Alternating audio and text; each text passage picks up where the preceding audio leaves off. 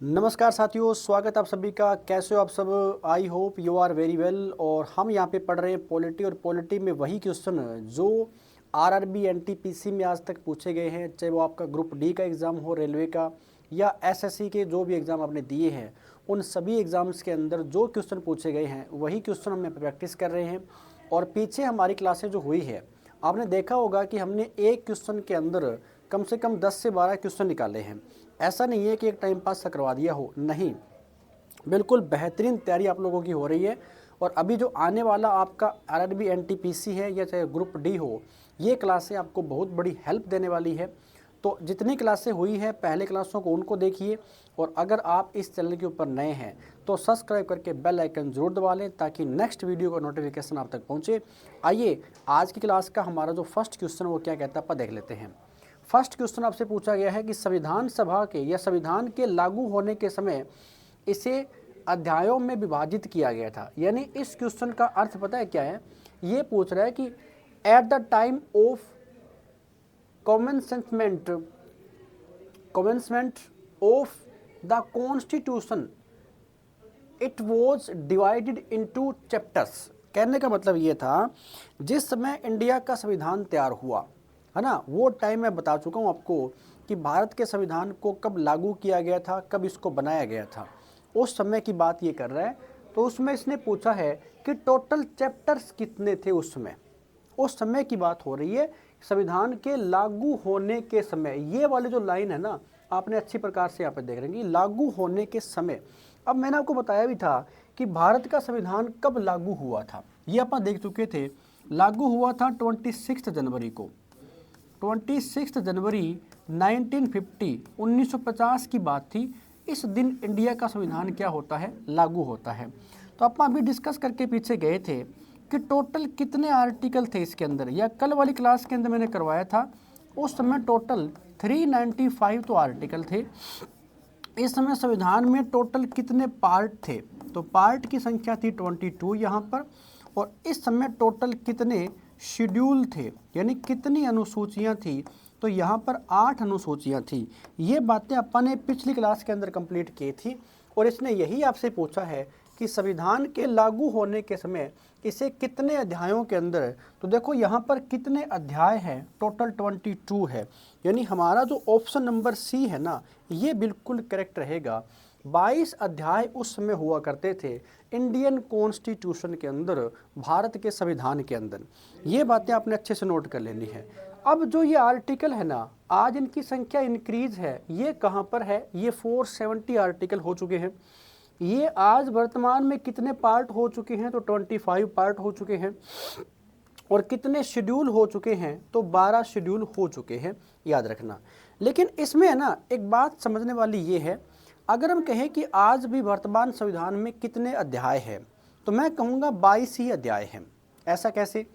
देखो, जो क्रम संख्या है ना, आज भी 22 ही है वर्तमान में, तो फिर आप इसको 25 क्यों कह रहे हैं? देखिए, अगर आपने संविधान का पार्ट नंबर 4 पढ़ा होगा, तो पार्ट नंबर 4 में जो आपका एक चैप्टर है जिसका नाम है डीपीएसपी।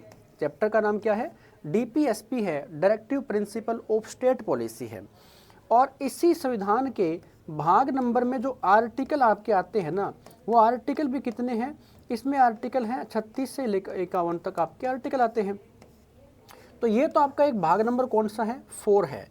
लेकिन अगर हम एक प्रोसेस की बात करें, फंडामेंटल राइट संविधान के पार्ट नंबर 3 के अंदर है, डीपीएसपी पार्ट नंबर 4 के अंदर है, लेकिन फंडामेंटल ड्यूटीज़ संविधान के अंदर नहीं थे, उनको बाद में ऐड किया गया था। बाद में ऐड किया गया ना, तो इसी संविधान के भाग नंबर 4 का क्या बनाया गया था? भाग नंबर 4 का एक सब पार्ट बना दिया गया था, ये वाला। और इसमें क्या जोड़ दिए? इसमें जोड़ दिया गया फंडामेंटल ड्यूटीज़, मौलिक कर्तव्य। तो अब ये भी क्या बन गया? ये भाग नंबर 4 का एक पार्ट बन गया। और तो ऐसे करके संख्या कहाँ पर है? 25 के ऊपर है। लेकिन एग्जैक्ट संख्या चाहे आर्टिकल पूछे तो उनकी जो क्रम संख्या है ना, वो आज बिल्कुल सेम है। यहाँ पर ये भी 395 ही है, ये भी कितने हैं? 22 हैं। अब जब फंडामेंटल ड्यूटीज़ को जोड़ा गया था, तो कौन से आर्टिकल में? आर्टिकल 51 का भी एक सब पार्ट बनाया गया, कौन से वाला, ये वाला। 51 आर्टिकल कहाँ पर है, यहाँ पर है, इसका छोटा पार्ट बना दिया, तो ऐसे करके ये संख्या कहाँ पर आ गई, 470 के ऊपर पहुँची हुई है। तो ये कुछ बातें आपने अच्छे प्रकार से नोट कर लेनी थी कि संविधान के लागू होने के समय इसे कितने अध्यायों के अंदर, तो 22 अध्यायों के अंदर बांटा गया था। आइए स्टूडेंट्स, अगला क्वेश्चन क्या कहता है आपका देख लेते हैं। बहुत अच्छा क्वेश्चन है। What was 26 January called in India before 1947? यानी जब इंडिया इंडिपेंडेंट हुआ 15 अगस्त 1947 से पहले की बात कर रहा है ये, कि जब हम लोग आज़ाद हुए थे ब्रिटिश हुकूमत से, तो उस समय आज़ादी के पहले भारत अपना जो है ना 26 जनवरी मनाता था। लेकिन ये 26 जनवरी इंडिया किस रूप में मनाता है, देखो आप देख लेते हैं इस क्वेश्चन को। तो इसने पूछ रखा है ना, आप डे दे रखे हैं, कौन से हैं, तो मार्टियर डे दे रखा है, इंडिपेंडेंस डे दे रखा है, रिपब्लिक डे दे रखा है, कॉन्स्टिट्यूशनल डे दे रखा है। आइए आप इस क्वेश्चन को डिटेल में लेके चलते हैं। आपको अच्छी प्रकार से पता है कि आज अगर मैं कहूँ कि वर्तमान में हम 26 जनवरी को किस रूप में मनाते हैं, वर्तमान में यानी प्रेजेंट में जो ये 26 जनवरी है, 26 जनवरी, इसे हम मनाते हैं किस रूप में, रिपब्लिक डे ऑफ इंडिया, गणतंत्र दिवस के रूप में मनाते हैं। आज अपन इसे किस रूप में मनाते हैं, हम इसे गणतंत्र दिवस के रूप में मनाते हैं, ये पता होगा आपको। आज अगर मैं कहूँ कि वर्तमान में जो 26 नवंबर है, 26 नवंबर, इसे हम किस दिन के रूप में मनाते हैं, संविधान दिवस के रूप में मनाते हैं, संविधान दिवस के रूप में मनाते हैं अपन इसे, ठीक है, ऐसे याद रखना। आज अगर मैं कहूँ कि एक डेट है कौन सी, 15 अगस्त, और 15 अगस्त 1947 क्या हुआ था, स्वतंत्रता दिवस, तो हम इसे किस दिन के रूप में मनाते हैं, स्वतंत्रता दिवस के रूप में मनाते हैं। तो ये 3 डे इंपॉर्टेंट है, आपको पता लग गया यहाँ पर कि 26 जनवरी किस रूप में, गणतंत्र दिवस के रूप में, 26 नवंबर किस रूप में, संविधान दिवस के रूप में, और 15 अगस्त किस रूप में, स्वतंत्रता दिवस के रूप में। आपने दोनों में कंफ्यूज नहीं होना है। आपसे पूछा जाएगा कि बताइए संविधान दिवस कब मनाते हैं और गणतंत्र दिवस कब मनाते हैं। कहीं आपको आप करके आ जाओ, पूछा गया हो आपसे संविधान दिवस और आप करके आओ 26 जनवरी, तो गलत हो जाएगा। संविधान दिवस जो है ना, ये 26 कब मनाते हैं, नवंबर को मनाते हैं, और गणतंत्र दिवस कब आ गया, 26 जनवरी को आ गया। लेकिन ये कह रहा है कि जब इंडिया 1947 में जब तक आज़ाद नहीं हुआ था, उससे पहले अपन 26 जनवरी को किस दिन के रूप में मना रहे थे। तो इसका जो ऑप्शन रहेगा ना, ऑप्शन नंबर हमारा सेकंड आ जाएगा, इंडिपेंडेंस डे के रूप में मना रहे थे। अब ये कैसे संभव हुआ, तो आइए अपन देख लेते हैं। आपने एक पार्टी को पढ़ रखा होगा, कौन सी वाली पार्टी, जिस पार्टी का नाम है Indian national Congress party, INC, और इस पार्टी का एक अधिवेशन हुआ था, कांग्रेस पार्टी का एक अधिवेशन, और ये अधिवेशन कहाँ पर हुआ था, ये अधिवेशन हुआ था 31 दिसंबर के दिन, 31 दिसंबर 1929 में हुआ था। और ये कहाँ पर बुलाया गया था अधिवेशन, ये लाहौर के अंदर बुलाया गया था। हालांकि लाहौर आज कहाँ पर है, पाकिस्तान के अंदर है। और इस अधिवेशन की अध्यक्षता किसके द्वारा की गई थी, तो इस अधिवेशन की जो अध्यक्षता की गई थी ना, वो पंडित जवाहरलाल नेहरू के द्वारा की गई थी। पंडित जवाहरलाल नेहरू के द्वारा इसकी अध्यक्षता की गई थी। जब पंडित जवाहरलाल नेहरू ने इसकी अध्यक्षता की थी ना, तो इन्होंने घोषणा कर दी थी। पंडित जवाहरलाल नेहरू ने पता है क्या काम किया, एक तो जो हमारा राष्ट्रीय ध्वज है, ठीक है ना, जो रावी नदी है ना, रावी नदी, इस रावी नदी किनारे राष्ट्रीय ध्वज फहराया गया। नेशनल जो फ्लैग है अपना, राष्ट्रीय ध्वज, इस राष्ट्रीय ध्वज को फहराया, ठीक है, और साथ में फहराया, याद रखना। और साथ में इन्होंने क्या बोल दिया, इन्होंने ये बोल दिया कि आने वाली जो 26 जनवरी 1930 है, 26 जनवरी 1930 इंडिया क्या काम करेगा, अपना इंडिपेंडेंस डे मनाएगा, अपना स्वतंत्रता दिवस मनाएगा। इसे पहला स्वतंत्रता दिवस, ये बात बोली गई थी, पहला स्वतंत्रता दिवस मनाएगा, पहला स्वतंत्रता दिवस मनाएगा कौन? भारत मनाएगा, इस दिन मनाएगा है ना। ये 26 जनवरी जो है ये इस दिन घोषणा हो गई 31 दिसंबर के दिन कि आने वाली 26 जनवरी को हम किस रूप में मनाएंगे? स्वतंत्रता दिवस के रूप में मनाएंगे। और ये 26 जनवरी है ना, ये 1930 से लेकर के 1947 तक आप इसे किस रूप में मनाते आ रहे थे? स्वतंत्रता दिवस के रूप में मनाते आ रहे थे। तो यही तो बात इसने पूछी है आपसे। क्या पूछी है? कि 1947 से पहले भारत में 26 जनवरी को क्या कहा जाता था? तो 26 जनवरी को इंडिपेंडेंस डे कहा गया था। 1947 तक ये बात कही गई थी। इसीलिए तो अब यहाँ पर समझने वाला एक पॉइंट और है। कौन से वाला? हमारा देश इंडिपेंडेंट कब हुआ? अपना देश आज़ाद कब हुआ था? अपना देश आज़ाद हुआ था, यानी जो भारत है ये आज़ाद कब हुआ? आज़ाद हुआ उस डेट को जो है 15 अगस्त 1947 को आज़ाद हुआ था। तो 1947 तक 26 जनवरी को अपन किस रूप में मना रहे थे? स्वतंत्रता दिवस के रूप में मना रहे थे। लेकिन जैसे ही इंडिया इंडिपेंडेंट हुआ 15 अगस्त के दिन, तो जस्ट जो अगला वर्ष आया 1948 में, क्या 1948 में भी आपा ने स्वतंत्रता दिवस के रूप में 26 जनवरी को मनाया था क्या? तो नहीं मनाया था। तो अब बात ये थी कि 26 जनवरी को क्या महत्व दिया जाए। तो हमारी संविधान सभा जिसने भारत के संविधान को बनाया, तो आपको अच्छी प्रकार से पता होगा जो हमारा संविधान है ये कब बनकर के तैयार हुआ था? ये 26 नवंबर को बनकर के तैयार हुआ था 1949 के अंदर। लेकिन इसको 2 महीने बाद लागू किया गया था। संविधान को 2 माह बाद लागू किया गया था। 2 माह लागू कब किया गया था? यानी 26 जनवरी का वेट किया गया था। 26 जनवरी का वेट किया गया था। क्यों वेट किया गया था?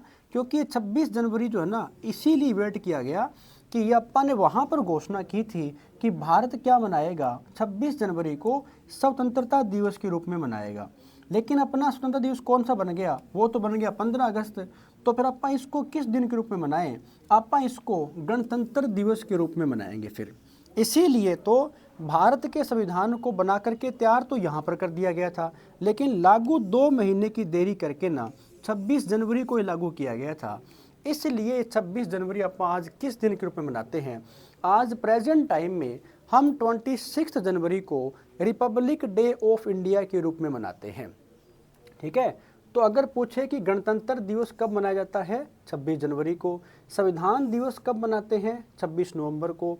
और स्वतंत्रता दिवस कब मनाते हैं? 15 अगस्त को मनाते हैं। ये बात समझ में आई। यानी 26 जनवरी को अपन किस रूप में मनाते आ रहे थे? इंडिपेंडेंस डे के रूप में मनाते आ रहे थे। रिपब्लिक डे अपन नहीं कह सकते, संविधान दिवस भी अपन नहीं कह सकते, क्योंकि संविधान दिवस तो 26 नवंबर को आता है। ठीक है, तो ये भी नहीं होगा। तो सेकंड ऑप्शन हमारा बिल्कुल करेक्ट है। आइए आगे बढ़ेंगे और अगला क्वेश्चन क्या कहता है अपन देख लेते हैं। आगे इसने आपसे क्वेश्चन के अंदर पूछा स्टूडेंट्स, भारत में किसी भी राज्य की सीमाओं को बदलने का अधिकार किसे है? अब देखो ये कह रहा है कि इंडिया में अगर कोई स्टेट पहले से बना हुआ है, हालांकि मैंने आपको कल वाली क्लास के अंदर करवाया था ये क्वेश्चन कि ये पावर किसके पास में है कि अगर कोई नए राज्य का प्रवेश करना है इंडिया के अंदर, तो नए राज्य का प्रवेश करना है, ये बात कहाँ पर लिखी हुई थी? आर्टिकल नंबर 2 के अंदर लिखी हुई थी। और आर्टिकल 1 में क्या था? इंडिया दैट इज भारत राज्यों का संघ है, ये बात लिखी थी। और आर्टिकल नंबर 3 में क्या लिखा गया था कि जो इंडिया में पहले से स्टेट बने हुए हैं, अगर उनके नाम में परिवर्तन करना है और अगर उनके एरियाज़ में परिवर्तन करना है, बाउंड्री में परिवर्तन करना है, तो वो पावर भी किसके पास में है? पार्लियामेंट के पास में है, संसद के पास में है। यही बात ये आपसे पूछ रहा है। क्या पूछ रहा है? भारत में यानी ये अथॉरिटी किसके पास में है? कौन सी? बाउंड्रीज, ये देखो दे रखा है यहाँ पर, of any state in India. यानी अल्टर का मतलब होता है कि चेंज करना है, बदलाव करना। तो यहाँ पर सीमाओं को बदलने का अधिकार किसके पास में है? प्राइम मिनिस्टर ऑफ इंडिया के पास में है क्या? नहीं है। स्टेट जो लेजिस्लेचर है यानी जो विधानसभा है उसके पास में है क्या? नहीं है। यूनियन मिनिस्टर ऑफ होम यानी जो कैबिनेट मिनिस्टर है उनके पास में है क्या? नहीं है। कौन सा ऑप्शन हो जाएगा? ऑप्शन नंबर डी हमारा बिल्कुल क्या रहता है? ऑप्शन हमारा डी बिल्कुल करेक्ट है।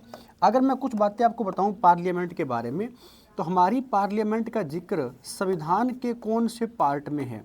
तो पार्ट नंबर तो संविधान का है 5। पार्लियामेंट का जिक्र संविधान के कौन से आर्टिकल में है? तो कोई एक आर्टिकल नहीं है, आर्टिकल 79 से लेकर के 122 122 के बीच में क्या है, आपकी पूरी की पूरी पार्लियामेंट आती है। ठीक है, पूछ लेता है पार्लियामेंट के टोटल हाउस कितने हैं? तो पार्लियामेंट के 2 हाउस है, एक तो क्या नाम रहेगा इसका, लोकसभा रहता है।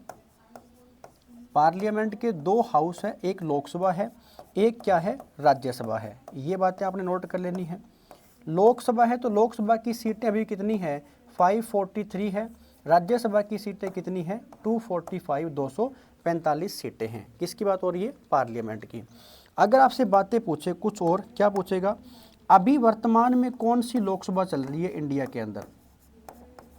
वर्तमान में तो आपने बता देना है बिना झिझक कि अभी 18वीं लोकसभा चल रही है। ठीक है ना, अभी 18वीं लोकसभा चल रही है। तो कब बनी थी ये 2024 के अंदर बनी थी। अगर सब कुछ सही रहा तो ये 2029 तक चलने वाली है, 2029 तक, क्योंकि कार्यकाल कितना होता है, 5 वर्ष का होता है। ठीक है, तो इसका ऑप्शन कौन सा रहेगा भी, अगर किसी भी राज्य की सीमा में परिवर्तन करना है या फिर उसके नाम में भी परिवर्तन करना है। ठीक है, इसके नाम को भी चेंज करना है ना, तो ये पावर भी किसके पास में रहेगी, ये पावर भी पार्लियामेंट के पास में है कि संसद एक विधि बना करके, संसद एक कानून बना करके क्या काम कर सकती है, ये चीज़ें कर सकती है। नाम बदलना हो या उनके एरियाज़ के अंदर, बाउंड्री के अंदर क्या करना हो, परिवर्तन करना हो। ये मैंने आपको बातें बता रखी है, इसीलिए ज़्यादा डिटेल के अंदर आप यहाँ पर नहीं जाएंगे, याद कर लेना। ठीक है, लेकिन आपने कमेंट करके एक बात मेरे को बतानी है। क्या मैंने कहा, अभी वर्तमान में कौन सी लोकसभा चल रही है? अभी वर्तमान में 18वीं लोकसभा चल रही है। तो आपने बताना है 18वीं लोकसभा में प्रोटेम स्पीकर कौन है? 18वीं लोकसभा के अंदर प्रोटेम स्पीकर कौन है, ये आपने कमेंट करके बताना है। और एक आपने बताना है इसमें स्पीकर का पद किसके पास में है, यानी स्पीकर कौन है, ये भी आपने कमेंट करके मेरे को बताना है। प्रोटेम स्पीकर कौन है और स्पीकर कौन है 18वीं लोकसभा के अंदर, यानी आज प्रेजेंट टाइम में, ये आप मेरे को कमेंट करके ज़रूर बताओगे। मैं देख लेता हूं कि कितने बच्चे ऐसे हैं जो क्लास को पूरा देखते हैं और साथ में कमेंट भी करते हैं कि क्लास बिल्कुल बढ़िया लगी होगी। और अगर ये आज तक कमेंट करते हो तो मतलब आप बिल्कुल बढ़िया से क्या कर रहे हो, तैयारी कर रहे हो। ठीक है, प्राइम मिनिस्टर ऑफ इंडिया की बात करें तो अभी वर्तमान में कौन है, नरेंद्र मोदी जो है ये देश के पीएम है। ये आप सभी को पता ही होगा, नरेंद्र मोदी क्या है, देश के पीएम है। नरेंद्र मोदी जो है ना, ये पहली बार पीएम कब बनते हैं, पहली बार पीएम कब बनते हैं? तो पहली बार जो ये पीएम बने थे ना, वो बने थे 2014 के अंदर। ठीक है, दूसरी बार कब बनते हैं तो 2019 के अंदर बनते हैं। और तीसरी बार कब बने हैं, अभी 2024 के अंदर बने हैं। तो ये लगातार तीसरा टर्म है नरेंद्र मोदी का प्रधानमंत्री के रूप में, अच्छी प्रकार से याद कर लेना। तो नरेंद्र मोदी जो है ना, अभी देश के क्या है, प्रधानमंत्री है। स्टेट लेजिस्लेटिव की बात हो रही है, ये राज्य विधानमंडल की बात यहाँ पे कर रहे हैं, तो इसको अपन यहाँ पर टच नहीं करते हैं। इस क्वेश्चन का आंसर क्या रहेगा, ऑप्शन नंबर जो डी है ना, ये हमारा बिल्कुल करेक्ट है। पार्लियामेंट की बात यहाँ पे हो रही है, तो ये पार्लियामेंट की कुछ बातें मैंने आपको बताई हैं। ठीक है, आइए आगे बढ़ेंगे। अगला क्वेश्चन क्या कहता है, संविधान सभा ने भारत के संविधान का मसौदा तैयार करने के लिए, देखो ये पूछता है क्वेश्चन, मसौदा तैयार करने के लिए प्रारूप समिति, मैंने आपको बता रखा है या तो प्रारूप लिखा आएगा या ड्राफ्टिंग कमेटी लिखा आएगा। यानी ये पॉइंट संविधान सभा के अंदर एक इम्पोर्टेंट पॉइंट है। ये क्या है, ये एक इम्पोर्टेंट पॉइंट है, इसको आपने अच्छी प्रकार से नोट कर लेना है। मैं फिर से कह रहा हूँ, एग्ज़ाम आप चाहे सेंटर का दो या स्टेट का दो, जहाँ जहाँ पर पॉलिटी आती है, पॉलिटी के अंदर ऐसे ही क्वेश्चन आपको मिलेंगे। और ये देख सकते हो आरआरबी एनटीपीसी 2021 के अंदर क्वेश्चन पूछा गया है। और मैं फिर से कह रहा हूँ, वही क्वेश्चन चल रहे हैं जो सिलेक्टिव क्वेश्चन हैं और जो पीछे आए हुए हैं, यानी हम PYQ की प्रैक्टिस कर रहे हैं। और आप देख लेना कि जिस दिन एनटीपीसी का एग्ज़ाम हो, रेलवे ग्रुप डी का एग्ज़ाम हो, या आप TCS के द्वारा जितने एग्ज़ाम कंडक्ट करवाए जाते हैं, तो उन एग्ज़ाम के अंदर जैसे अभी कुछ समय के बाद में शायद आपने पंजाब पुलिस का फॉर्म भी भर रखा होगा, तो पंजाब पुलिस का पेपर भी होगा, वहाँ पर अगर पॉलिटी आती है तो उसमें ऐसे क्वेश्चन आपको देखने को मिल जाएंगे। ठीक है, अब देखो ये कहता है कि मसौदा तैयार करने वाली ड्राफ्टिंग कमेटी, हालांकि पिछली क्लासों के अंदर मैं ये क्वेश्चन करवा चुका हूँ, लेकिन देखो मैं ये नहीं है कि रोज़ ऐसे ही क्वेश्चन क्यों लेकर के आ रहा हूँ। मेरा कहने का मतलब ये क्वेश्चन बार बार रिपीट ऐसे होते हैं, क्वेश्चन की लैंग्वेज चेंज कर देगा या फिर कहीं ना कहीं कोई ऑप्शन की लैंग्वेज चेंज कर देता है। पहला ऑप्शन दे रखा है 29 अगस्त 1947, एक दे रखा है 29 अगस्त 1949, 29 अगस्त यानी एक डेट तो फिक्स है, 29 अगस्त तो रहेगी यहाँ पर। अब 47 है, 49 है, 48 है, कौन सा है? तो इसका फर्स्ट ऑप्शन जो है ना, ये हमारा बिल्कुल क्या रहेगा, करेक्ट रहेगा। मैंने बताया होगा आपको भी जब भी प्रारूप समिति या फिर ड्राफ्टिंग कमेटी के बारे में क्वेश्चन आ जाए, ठीक है, तो ड्राफ्टिंग कमेटी या प्रारूप समिति इसका गठन कब हुआ था? इसका गठन होता है 29 अगस्त 1947 को। 29 अगस्त 1947 के दिन इसका गठन होता है। ठीक है, इसमें टोटल मेंबर भी मैंने बताए होंगे कि कुल सदस्य संख्या कितनी थी, टोटल सदस्य कितने थे। तो कुल सदस्य संख्या इसमें अपन ने पढ़े थे कि 7 मेंबर थे यहाँ पर। इस कमेटी के जो अध्यक्ष थे या इस कमेटी के जो चेयरमैन थे वो कौन थे? Doctor Bhimrao Ambedkar, doctor BR Ambedkar. और मैं बता चुका था कि डॉक्टर BR अंबेडकर जो है, इनके बारे में कुछ क्वेश्चन पूछ सकता है। डॉक्टर BR अंबेडकर का जन्म पीछे पूछा गया था, तो आपने बताना है 14 अप्रैल को हुआ था। और 14 अप्रैल कब होता है? तो 1891 के अंदर महू के अंदर होता है। और ये महू कहाँ पर पड़ता है? MP मध्य प्रदेश के अंदर। ठीक है, डॉक्टर BR अंबेडकर ने लास्ट में कौन से धर्म को अपनाया था? तो इन्होंने बौद्ध धर्म को अपनाया था।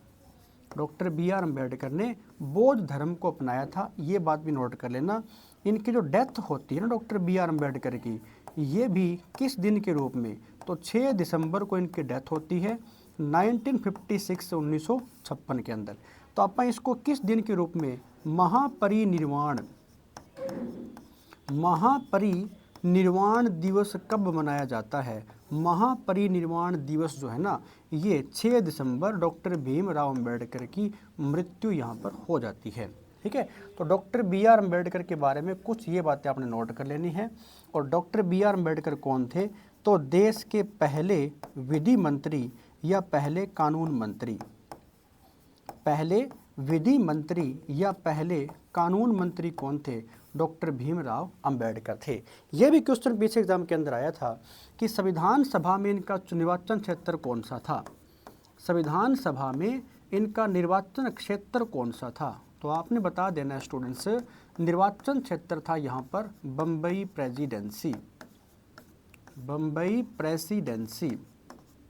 तो ये क्या था? ये इनका निर्वाचन क्षेत्र था यहाँ पर। तो ये सारे के सारे क्वेश्चन एग्जाम के अंदर पूछे गए हैं और मैं आपको बिल्कुल डिटेल में करवा करके आगे बढ़ रहा हूँ। उम्मीद है कि सेशन आपको दी बेस्ट लग रहा होगा। यहाँ पर देखो बाकी जो यूट्यूबर्स आते हैं, मैं ये नहीं कहता कि वो गलत पढ़ाते हैं ठीक है, लेकिन एक क्वेश्चन को किस वे में ले पढ़ाना है, उसको कहाँ तक लेकर के जाना है, कौन सी क्वेश्चन में क्या डिटेल बतानी है, वो बहुत कम बताते हैं। आप देख रहे होंगे आपा यहाँ पर बिल्कुल बढ़िया से क्वेश्चन को करवा करके मैं आगे बढ़ रहा हूँ। आपका मकसद यहाँ पर ये नहीं है कि इस क्वेश्चन को पढ़ा और ऑप्शन टिक किए आगे बढ़ गए, नहीं, बहुत कुछ चीज़ें आपको पता होनी चाहिए। ठीक है, तो टोटल कितने मेंबर थे इसमें? 7 मेंबर थे। इस कमेटी ने अपनी जो फर्स्ट रिपोर्ट है ये कब पेश की थी? तो इस कमेटी की जो फर्स्ट रिपोर्ट है ये पेश की गई थी 21 फरवरी के दिन, 21 फरवरी 1948 के दिन पेश की गई थी। ये क्वेश्चन पूछा गया था। इसकी फर्स्ट मीटिंग कब हुई थी? ये भी क्वेश्चन आ सकता है। तो इसकी जो फर्स्ट मीटिंग है प्रारूप समिति की, तो फर्स्ट मीटिंग बुलाई गई थी कब? 30 अगस्त 1947 को बुलाई गई थी। तो इसने पूछा कि जो मसौदा तैयार किया था ना, ये मसौदा कब तैयार किया था, ये कमेटी कब बनी थी? तो ये 29 अगस्त 1947 को बनती है। समझ में आया यहाँ पर? अरे प्यारे बच्चों, मैं आपको यही कहूँगा कि क्वेश्चन को डिटेल में लेकर के जाया करो, ठीक है। आप देख रहे होंगे यहाँ पे क्योंकि बिल्कुल बढ़िया से वो करवाया जा रहा है। तो देखिए इस क्वेश्चन का आंसर कौन सा रहेगा, ऑप्शन नंबर ए हमारा बिल्कुल करेक्ट है। आइए फिर आगे बढ़ेंगे और अगला क्वेश्चन क्या कहता है बताइए। देखो कहाँ पर पूछा गया है, आरआरबी जेई का जो एग्ज़ाम हुआ था कब, 2019 के अंदर, और इस थर्ड शिफ्ट के अंदर ये पूछा गया था। संविधान सभा का पहला सत्र कब आयोजित किया गया था, व्हेन वॉज द फर्स्ट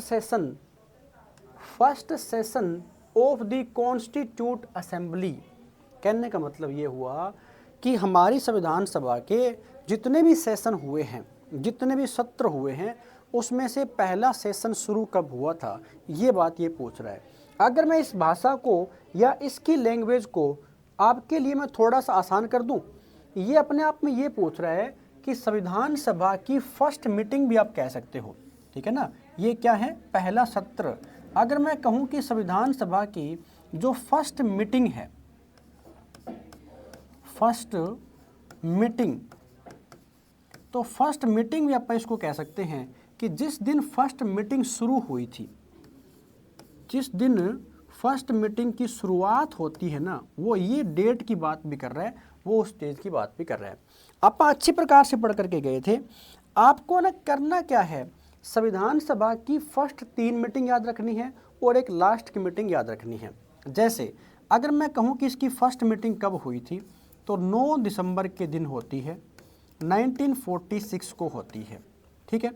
ये तो होगी इसकी पहली बैठक।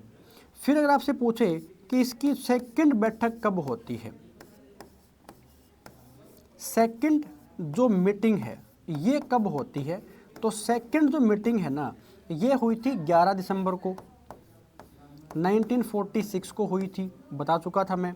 और एक आपसे पूछेगा इसकी जो थर्ड मीटिंग है वो कब होती है, तो आपने बताना है जो थर्ड मीटिंग है ना, ये 13 दिसंबर को होती है, 1946 को हुई थी। अच्छी प्रकार से आप पर डिस्कस करके आए थे। और एक आपको याद कर लेना है, इसकी जो लास्ट मीटिंग है,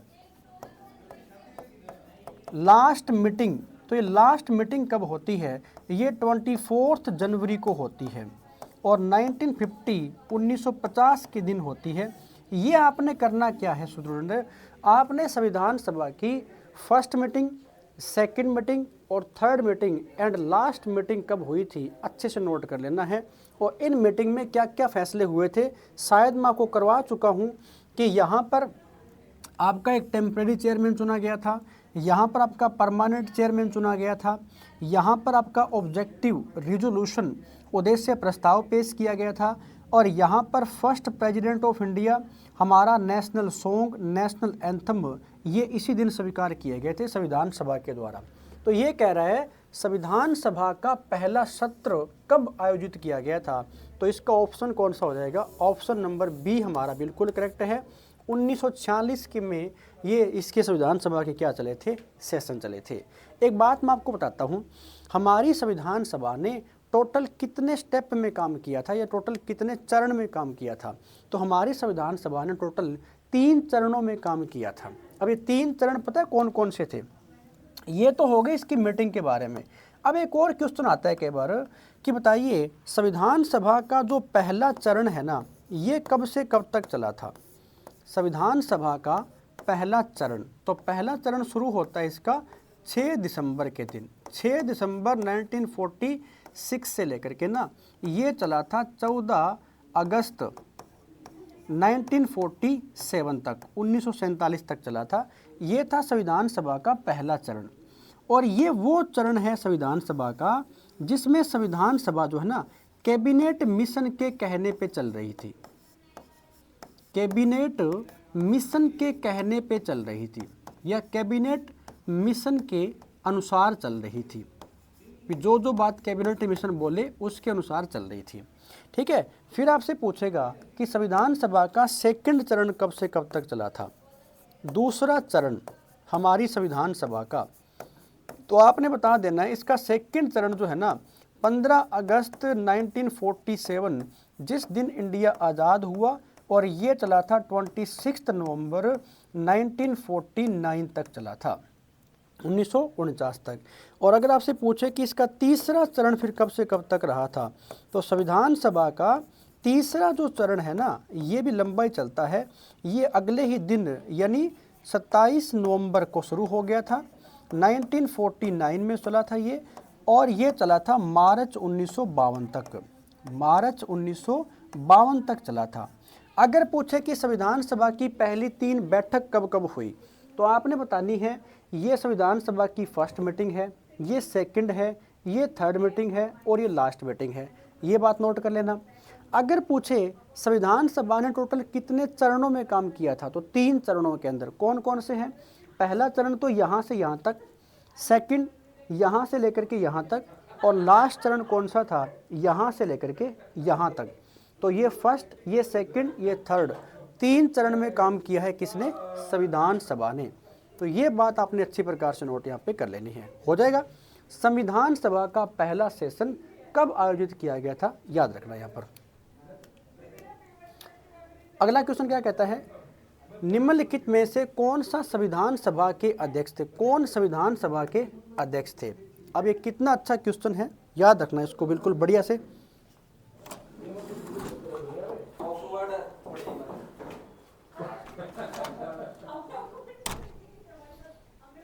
अब देखो, निम्नलिखित में से कौन संविधान सभा के अध्यक्ष थे, ये वाली बात आपसे पूछी गई है। ठीक है, आइए इस क्वेश्चन को बिल्कुल डिटेल में लेकर चलेंगे। इसका फर्स्ट ऑप्शन दे रखा है सी राजगोपालचारी है, जो सेकंड ऑप्शन दे रखा है बी आर अम्बेडकर, और थर्ड चरण दे रखा है कौन सा? जवाहरलाल नेहरू, और एक ऑप्शन दे रखा है राजेंद्र प्रसाद। ठीक है, अब इसको बिल्कुल बढ़िया से लेकर के चलते हैं कि कौन संविधान सभा के अध्यक्ष थे। यानी ये किसकी बात कर रहा है? ये बात कर रहा है प्रेसिडेंट की, कि प्रेसिडेंट कौन थे। सी राजगोपालचारी थे क्या? नहीं थे। डॉक्टर बी आर अम्बेडकर थे क्या? नहीं थे। जवाहरलाल नेहरू थे क्या? नहीं थे। ऑप्शन नंबर कौन सा है? ऑप्शन नंबर डी हमारा बिल्कुल करेक्ट रहेगा। संविधान सभा के जो प्रेसिडेंट है, जो अध्यक्ष है, ये कौन थे? राजेंद्र प्रसाद हुआ करते थे। और राजेंद्र प्रसाद को कब चुना गया था, कब बनाया गया था? तो कब बनाया गया था, इसका जो आंसर है मैं आपको बता चुका हूँ। कब? जब इसकी सेकंड मीटिंग होती है किसकी? संविधान सभा की। कब? तो 11 दिसंबर को होती है 1946 के दिन जब सेकंड मीटिंग होती है। तो इस दिन किसको चुना गया था? संविधान सभा का एक परमानेंट चेयरमैन चुना गया था, एक परमानेंट अध्यक्ष चुना गया था। वो किसको? डॉक्टर राजेंद्र प्रसाद को चुन लिया गया था। और शायद पीछे की क्लासों के अंदर मैंने आपको बताया भी होगा, जिस दिन हमारे संविधान सभा की लास्ट मीटिंग होती है, जिस दिन हमारे संविधान सभा की लास्ट मीटिंग होती है ना, इस लास्ट मीटिंग में इनको फर्स्ट प्रेसिडेंट ऑफ इंडिया भी बनाया गया था। First president of India, first president of India भी बनाया गया था। यानी भारत का पहला राष्ट्रपति भी इसी व्यक्ति को बनाया गया था। ठीक है, डॉक्टर बी आर अम्बेडकर करवा करके आया हूँ। अभी जो प्रारूप समिति है ना, इस प्रारूप समिति के क्या बनाए गए थे? ये तो अध्यक्ष बनाए गए थे। प्रारूप समिति के जो अध्यक्ष हैं वो डॉक्टर बी आर अम्बेडकर को बनाया गया था, याद रखना। जवाहरलाल नेहरू जो है ना, ये first prime minister of India बने थे। ये क्या बने थे? First prime minister of India. First prime minister of India अगर आपसे पूछ ले कि किस व्यक्ति को बनाया गया था, तो first prime minister of India ये पंडित जवाहरलाल नेहरू को बनाया गया था। तो इस क्वेश्चन को डिटेल में जाने की ज़रूरत नहीं है, क्योंकि ये बिल्कुल बहुत बार क्वेश्चन मैंने करवा दिया है। कौन संविधान सभा के अध्यक्ष थे? तो आपने अच्छी प्रकार से नोट कर लेना है, डॉक्टर राजेंद्र प्रसाद हुआ करते थे। ठीक है, अब आपने कमेंट करके बताना है इस संविधान सभा के अस्थायी अध्यक्ष कौन थे? संविधान सभा के अस्थायी अध्यक्ष कौन थे? अस्थायी अध्यक्ष कौन थे? ये आपने कमेंट करके मेरे को बताना ज़रूर है, ताकि आपका पता लगे कि तैयारी कितनी आप लोगों ने कर रखी है। क्योंकि ये क्वेश्चन मैंने आपको पिछली क्लासों के अंदर करवा दिए हैं कि परमानेंट चेयरमैन कौन था, टेम्परेरी चेयरमैन कौन था, और यहाँ पर उपाध्यक्ष कौन था। ये सारे क्वेश्चन आप यहाँ पे कर चुके हैं। ठीक है, आइए आगे बढ़ेंगे। भारतीय संविधान लिखने वाली संविधान सभा के उपाध्यक्ष कौन थे? ये देखो आ गया ना क्वेश्चन। यानी वो क्वेश्चन चल रहे हैं अब देखो इसने पूछा कब था, ये 2021 के अंदर एक क्वेश्चन पूछा था, शिफ्ट सेकंड है ये है, ठीक है, आरआरबी एनटीपीसी। आपको ज़्यादा घबराने की ज़रूरत नहीं है, आप एक बढ़िया प्लेटफॉर्म के ऊपर जुड़े हुए हो और बिल्कुल बढ़िया से करवाया जा रहा है। यानी अब इसने क्वेश्चन पूछ रखा है ना, मैंने कहा क्या, या तो क्वेश्चन की लैंग्वेज चेंज करेगा या ऑप्शन की लैंग्वेज चेंज कर देगा, बस थोड़ा सा ऑप्शन आगे पीछे करेगा, बाकी क्वेश्चन आने कहाँ से हैं, अगर पॉलिटी है तो पॉलिटी में से आने क्वेश्चन। तो अब देखो ये क्वेश्चन थोड़ा घुमा दिया इसने। अब की बार इसने पूछा किसके बारे में है, अब की बार इसने पूछ लिया है डिप्टी चेयरमैन। देखो ये लिखा कि डिप्टी चेयरमैन जो है ना वो कौन था। पीछे क्वेश्चन क्या पूछा गया था, संविधान सभा का चेयरमैन कौन था, यानी जो इसका अध्यक्ष था वो कौन थे, राजेंद्र प्रसाद। अब की बार पूछ लिया आपसे उपाध्यक्ष के बारे में। तो आइए फिर चलते हैं डिटेल के अंदर। जयपाल सिंह नहीं, जो ये कौन है, जी दुर्गा देशमुख नहीं, H C. Mukherjee, Rajendra Prasad. Option number third H C. Mukherjee, H C. Mukherjee को बनाया गया था। ऑप्शन नंबर थर्ड इसका बिल्कुल करेक्ट रहेगा। यहाँ पर जब भी पूछे कि संविधान सभा के उपाध्यक्ष किस व्यक्ति को चुना गया था, तो संविधान सभा का जो उपाध्यक्ष है ना वो एच.सी. मुखर्जी को ही चुना गया था। पता लग गया ना यहाँ पर। तो एच.सी. मुखर्जी को क्या बना दिया गया था, यहाँ पर संविधान सभा का उपाध्यक्ष बना दिया गया था। तो बाकी ये कौन थे, राजेंद्र प्रसाद, ये थे अध्यक्ष। ये कौन बने थे, ये तो अध्यक्ष बने थे, ठीक है। और बाकी दोनों वाले ऑप्शन यहाँ पे कोई काम के नहीं है। तो आरआरबी एनटीपीसी 2021 के अंदर पूछा गया था, और ऑप्शन कौन सा हो जाएगा इसका, ऑप्शन नंबर सी हमारा बिल्कुल करेक्ट है। आइए आगे बढ़ेंगे और अगला जो क्वेश्चन है वो क्या कहता है अपन देख लेते हैं। देखिए फिर,